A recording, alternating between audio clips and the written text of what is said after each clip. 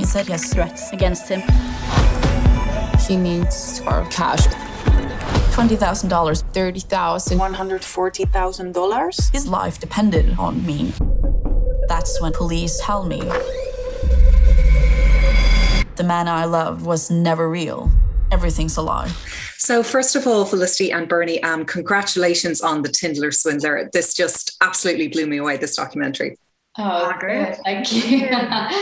I suppose it's kind of a funny one because usually when I'm speaking to filmmakers about their work, I'm talking about, how much I enjoyed their work and how, I was so entertained by it. But it's kind of difficult, I suppose, to talk about that when you're looking at a true crime documentary about people who really did suffer at the hands of this con man. In this case, mostly women, but men as well. They would have suffered both psychologically and financially. So I suppose the first question I wanted to ask you both about was about your relationship to this genre of true crime, the way it looks at both criminals and victims, because this is a genre you've both worked in before. Yeah, that's a great... Go on. No, I'm just... Go ahead. I think that I don't think you need to feel guilty about enjoying it because the girls enjoyed it too. So I think that gives you leeway to enjoy it. I mean, I'm sure they find it more traumatizing to watch it as well as more than the average viewer, but the girls were very much on board with the best way to get people to watch this story, talk about this story, and spread the word of Simon Levide is to make it as thrilling a story as possible. And that's the thing, it is a thrilling story. Unfortunately, there are victims involved, but nonetheless, it is like a movie. It's like, you couldn't script something with more twists and turns than this, but this actually really happened. So in our case, the victims, they appreciate that. And, they knew it themselves, which is how the story got out in the first place. We weren't banging down their door, begging to re-traumatize them. They went public with the story because they knew that it was an extraordinary tale. And they knew that people needed to hear it to believe it, really. So, and I think that's often the case with true crime. It has to be entertaining, otherwise people won't watch, but the takeaway should be something beyond being entertained. But I think a big part of this film is actually, if we weren't making this film, then no one would know who Simon Levide really is. Had VG, the Norwegian newspaper, not have printed Cecilia's story, then she would have felt like no one was listening to her because she'd been to the police and, she didn't feel like they were taking her seriously. She didn't feel like they were acting quick enough. So she took matters into her own hands. And, I think that this film does feel like there's this, they've had a small sort of feeling of justice instilled in them as we've been going along, and then as the film's coming out now, and lots of people are obviously hopefully going to watch it. I think that they feel right, now's the time to show the world who this man really is, and to hopefully stop him from being able to do what he's been doing for all of these years, which is meeting women in disguise, meeting women under this fake name, fake persona, and then manipulating them, coercively controlling them, and severely damaging, their life and their sort of fundamental sort of faith in the world. Mm-hmm. Absolutely. You both actually kind of touched on it there, the Norwegian article, which is kind of, it was the first time that this story was very much brought into the public eye. And I think it's kind of extraordinary that now it's going to Netflix, and arguably, in fact, I think it will get even wider distribution on that basis. So I was wondering, was that article kind of the first time both of you came by the story, or was it brought to you in any way? No, it was the article that was the first time that we became aware of the story. And we were reading it, and Fliss and I had been working together at Raw, but on separate projects for the last few years. Mm-hmm. And we had been saying for a while that we really wanted to make something together. And then when that story came through, we were like, okay, this is our generation, this is our continent, this is our experience. We understand the grammar of this story, we can tell it.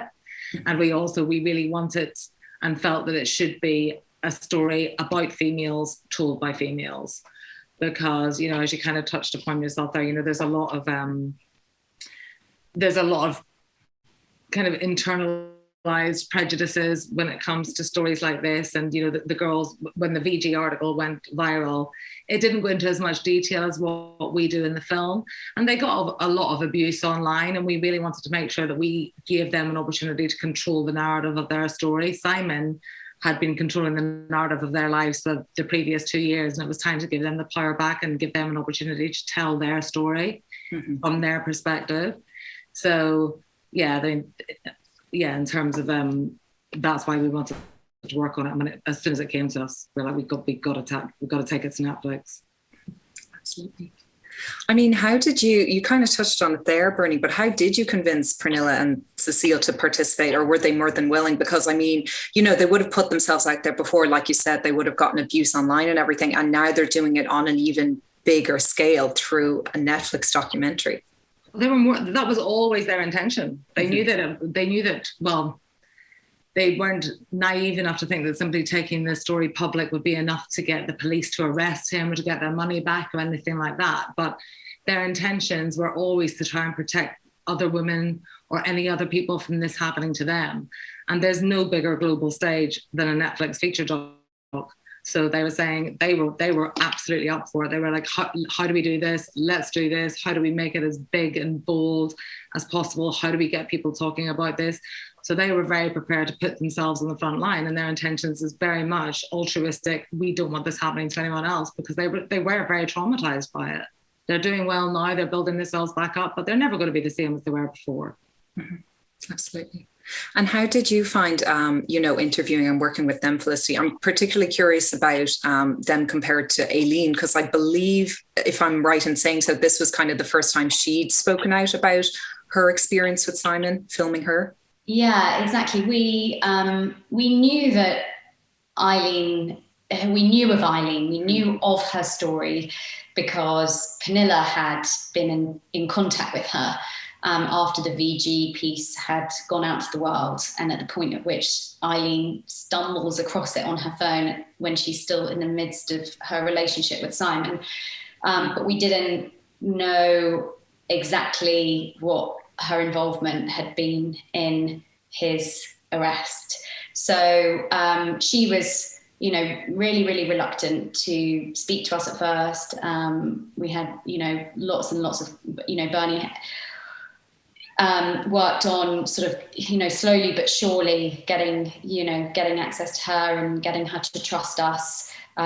We at first talked about her speaking, she wanted to give the interview anonymously. And then, after lots of conversations about how she should not be ashamed over what has happened to her and what he has done to her, she then decided that she would tell us her story. And I mean, it's a kick-ass story. So she then decided that she would go, and obviously, and then discovering exactly what she did, we then just couldn't quite believe how amazing a final act it would be. And I don't want to give it away because I don't know quite when this goes out, but I certainly don't want to spoil it for anyone else who hasn't seen the film. Mm-hmm. It's really extraordinary. I know I'm coming close to the end of time with you guys, so I suppose my very last question would be, what do you most hope for people to take away from the Tinder Swindler? Sorry, I keep on stumbling. But what do you most hope for people to take away from it? Because, in part, it's a cautionary tale, but, there is kind of this kind of optimistic message about love at the end of it too, which I thought was very sweet and touching. Go ahead. What we want people to take away from it is that you're stronger than you think, you're more resilient than you think, and Tinder isn't to blame. It's not about Tinder blaming. It's about women, when they come together and work as a team, can achieve anything. It's certainly not about, don't trust people, don't trust men are all bastards. It's absolutely not that, which is great that none of the women feel like that. None of them blame Tinder, none of them blame Instagram. They blame Simon. So it's kind of just, I guess the real message at the end is kind of, look at these women, look how strong they are, look how beautiful they are, look how smart and funny they are. You can get past, you can rise up again from anything that happens to you. And if you can do it in a Netflix feature doc, then why not? And for you too, Felicity? I think exactly the same. You know, don't underestimate the people that you wrong. I think that Simon never in a million years would have thought that Cecilia would have gone to the press with her story, and I certainly don't think he ever would have thought Ayleen would have been brave enough to speak out either. And so, you know, I think that's a massive message for us is, you know, don't feel like you have to suffer in silence. And, you know, there are countless other people that have experienced something even as unbelievable as this. You know, there's a whole community of, you know, victims that have experienced this exactly the same things and fallen for the same tricks, and you're not alone. And yeah, don't underestimate these women. I love that. I think that's a gorgeous message to leave it on. Thank you both so much again for taking out the time. And I'm so excited for everyone to see this. Thank you. So But we needed to get payback. We don't know how far this conspiracy actually goes.